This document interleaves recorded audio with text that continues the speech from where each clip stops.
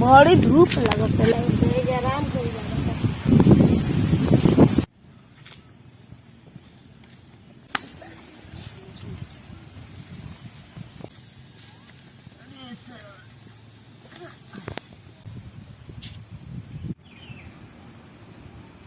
रे जजमान बड़ा उदास बड़े उदास बड़े का कारण बा?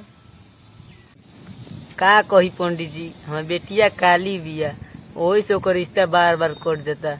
ओकर शादी नहीं होत, वही से हम परेशान बनी। हमार बेटी के शादी हो जाई तो हमारे कपार पर से बोझा हट जाइत। बहुत सही जगह पाए बड़े जजमान, हम तेरे बेटी की शादी करें। हम हमार बेटी की शादी करा दी पंडित जी।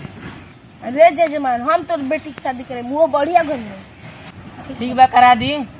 ठीक बा जजमान, कल अपन लड़की के फोटो लेके हमारे घरे आ जाए। लड़की तो करिया भी है और फोटो दे दिलवा तो कोनो ना कोनो हम उपाय लगा के शादी करवाई करम। पंडित जी गोर लागेली। पंडित जी हमारा लड़का बड़ी का शादी कराएगा, कौन बढ़िया लड़की है तो बताई ना। जजमान हमारे तो एक से एक लड़की बड़ी सन, इनका के लड़की कैसन चाहिए बोलो बेटा, तो कैसन लड़की चाहिए बताओ ना। जजमान चलो वो जाई देख के ला जाता रहा। ठीक बजाता नहीं, गोल आता नहीं। ए पंडित जी, हमरा एक लड़की सुंदर चाहिए। केकरा लेखा सुंदर चाहिए रे? ए करा जी से बताई। अरे पोलना बोले का सुंदर ना चाहिए रे, चावरे भी है बाकी सुंदर भी है। ना पंडित जी ना, हमारा के ओकरा लेखन में रहना चाहिए।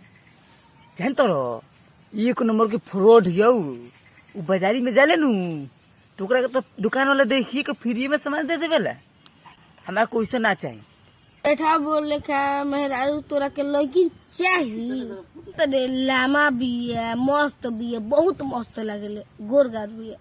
पंडित जी ना, हमारा के ओकरा जैसे मेरा ना चाहिए तो पक्का प्रधानवा के रखेल हियो। तो अब सारे क्वेश्चन चाहिए। चलो एगो और ही बतावत तनी के बजारवा बोले का मेहरारू चाहिए ना पंडित जी ना, बा के बाजारवा बोले खन्ना में देखे। तोरा के बैलूना बोले के मेहरारू चाहिए, पातर छितर भी है, बहुत मस्त लगेले। पंडित जी ना, वो ऐसा गाय है नु खाले अपना घरे आ दूध देवेले दूसरा घरे, ते ओकरा के तो कोनो दूध दूध देवेला से। अरे तब तोरा के मछली सब बोले के मेहरारू चाहिए। अरे बात पंडित जी, अरे तू रोले नु माल हियो। ई क्या कहतिल रे? का हमार वाली हो तू सब बताइए। हम देखले नहीं खी कोई यानी खेत खरियारी में रोहरी में धुकरी उकरी जात लो।